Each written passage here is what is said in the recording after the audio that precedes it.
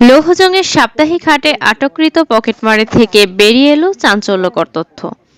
বিভিন্ন হাটবাজার, বিপণী কেন্দ্র, বিশেষ করে ঐতিহ্যবাহী গোয়ালিমান্দ্রার সাপ্তাহিক হাট ও মাওয়াবাজার কিছু লোককে টার্গেট করে মানুষের সর্বস্ব হাতিয়ে নেয় এ পকেটমারা। এই সমস্ত পকেটমারদের লালন পালনকারী হিসেবে অভিযোগ উঠেছে গোয়ালিমান্দ্রার স্থানীয় এসএম মুরাদ পারভেজ দুলাল ও মাওয়াবাজারের প্রতিদিনের খাজনা আদায়কারী শাহ আলম এর বিরুদ্ধে। তো 6ই আগস্ট মঙ্গলবার সাপ্তাহিক হাটের দিন মাছবাজার থেকে হাতে নাতে এক পকেটমারকে পাকড়াও করে সাধারণ জনতা। এদিকে ঘটনাস্থলে জনতা পকেটমারকে হালকা পাতলা উত্তম মাধ্যম দিলে এড়িয়ে আসে চাঞ্চল্যকর তথ্য। চলুন দেখি কি বলেছে সেই পকেটমার। ঠিক আছে, মানে কত বছর যাবত তুমি এই গলিমান আটে আসো?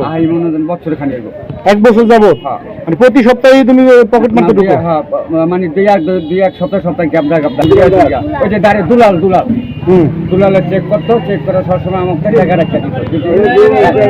টাকা হয়তো আপনার মতো আপনি এই বাজারে ঢুকাইছে কে? দুলাল নিয়ে দুলাল মিয়া কিভাবে ঢুকাইলো? কোন চুক্তিতে ঢুকাইলো? তুই পকেট মকট মারবি, যা পাস তোরা কিছু দিয়ে তো মান কিছু লই। হ্যাঁ, তোরা কিছু দিয়ে তো মান কিছু লই। মানে এটা কতদিন যাবত? এক বছর আগে আপনাকে কন্ট্যাক্ট করছে?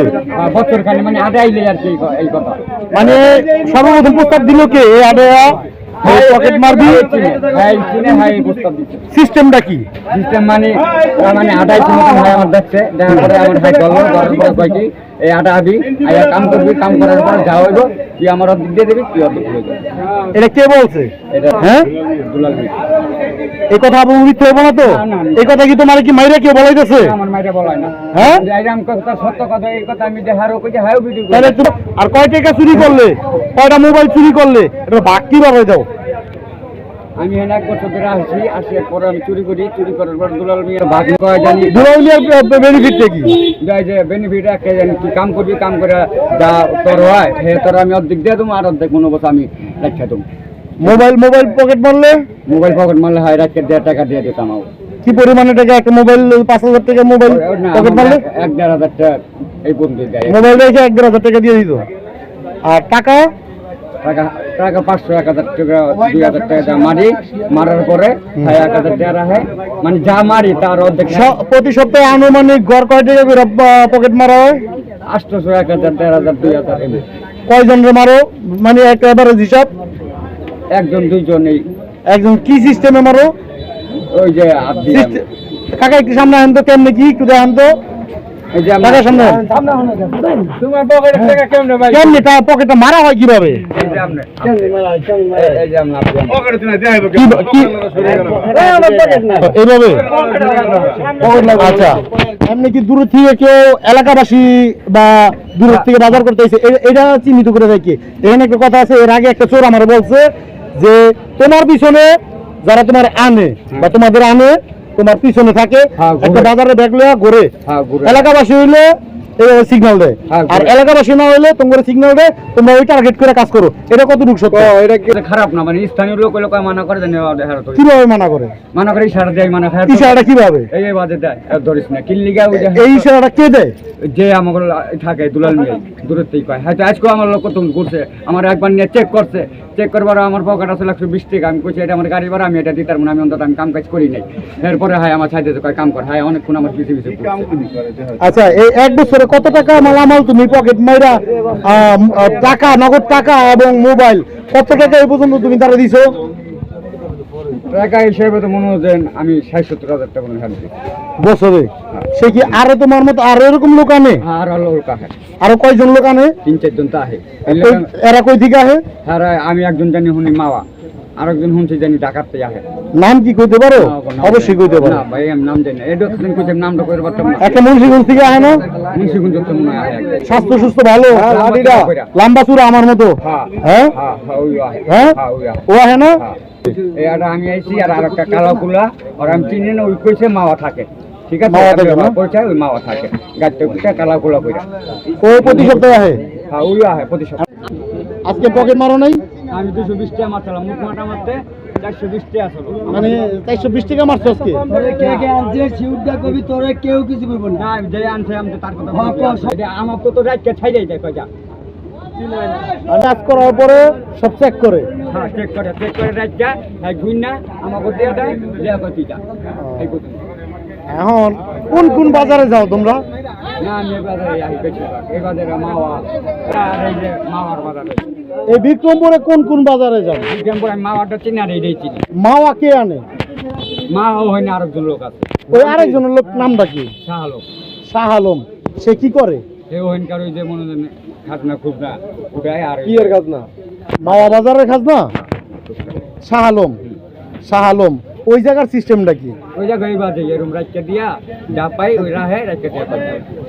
পকেটমার আরও জানান, সাধারণ মানুষের থেকে নেওয়া টাকা পয়সা, মানিব্যাগ, মুঠোফোন ও মূল্যবান জিনিসপত্র দিন শেষে পকেটমারদের থেকে হাতিয়ে রেখে দেন এস.এম. মুরাদ পারভেজ দুলাল। কোনো সময় দাম ধরে অর্ধেক টাকা দিত, আবার কোনো সময় কিছু টাকা দিয়ে পকেটমারদের জোরপূর্বক বিদায় করে দিত। গোয়ালিমান্দ্রা হাটে আসা সাধারণ জনগণের পকেট থেকে মোবাইল নেওয়ার সময় হাতে নাতে আটককৃত পকেটমারের বক্তব্যের পরিপ্রেক্ষিতে এস.এম. মুরাদ পারভেজ দুলালের সাথে কথা হলে তিনি এ বিষয়টি সম্পূর্ণ ভিত্তিহীন ও তাকে ফাঁসানোর জন্য একটি দুষ্কৃতিকারী চক্র এগুলো করেছে বলে দাবি করেন। এবং তিনি আরও জানান, আসলে যে আপনার বিরুদ্ধে যে আনিত অভিযোগ, যে একটা লোক স্টেটমেন্ট দিচ্ছে আপনি নাকি তারে আনেন এবং সে পকেট মারে আপনাকে মাসহারা দেয়, আসলে বিষয়টা কতটুকু সত্য? আপনার এই ব্যাপারে বক্তব্যটা কি? আসলে কি বিষয়টা?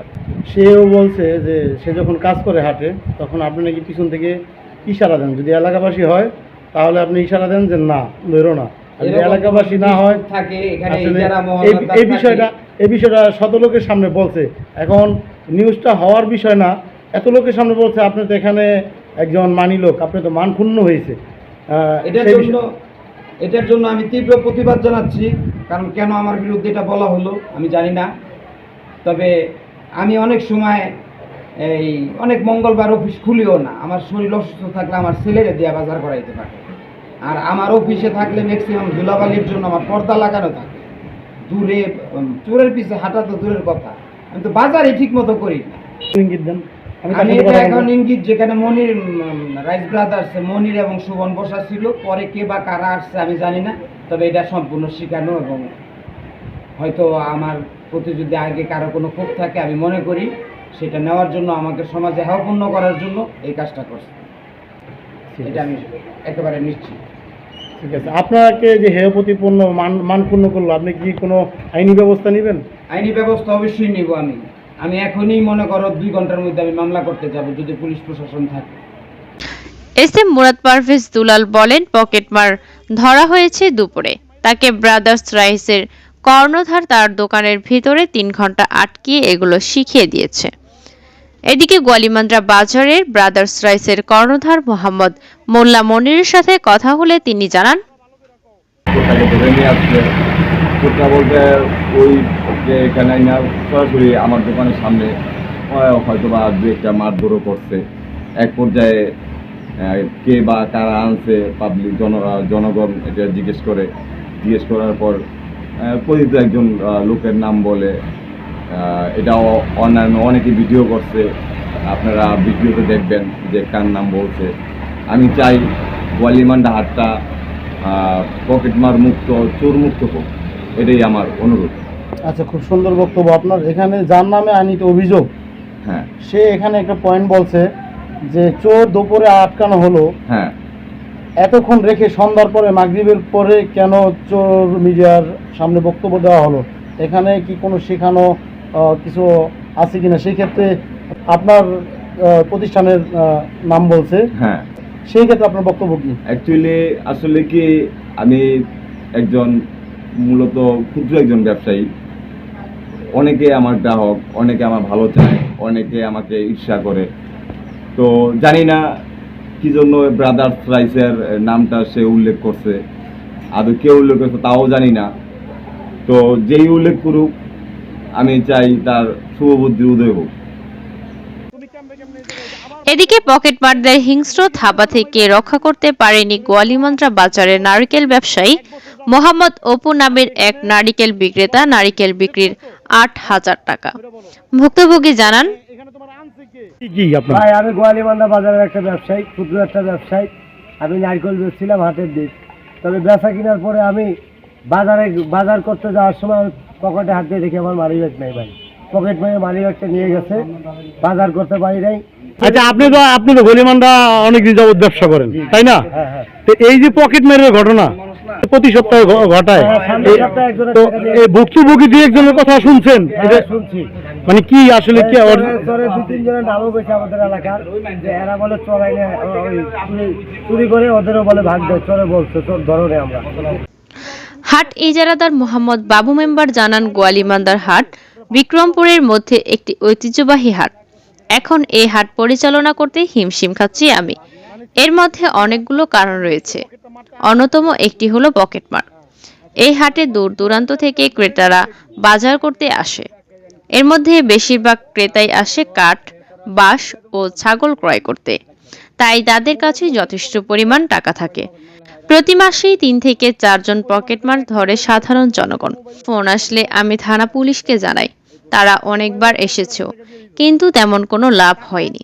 পুলিশ বলেন, এই পকেটমারেরা প্রায় সবাই মাদকাসক্ত। দেখা যায় ধরে আনলে উল্টো সামলানো দায় হয়ে পড়ে। পকেটমারের বিষয়ে কেউ বাদী হয়ে মামলা করতে চায় না বিধায় পকেটমারের সিন্ডিকেট দৌরাত্ম্য দিন দিন বেড়েই চলেছে। এর একটি সুস্থ তদন্ত ও বিচার করা প্রয়োজন। প্রয়োজনে আমি উপজেলায় নিজে অভিযোগ করব। গোয়ালিমান্দ্রা হাট থেকে মোহাম্মদ শহীদ সুরুজ, টপ নিউজ, মুন্সিগঞ্জ। কেমনে তার পকেটটা মারা হয় কিভাবে? এই যে আপনি এই যে আপনি এইভাবে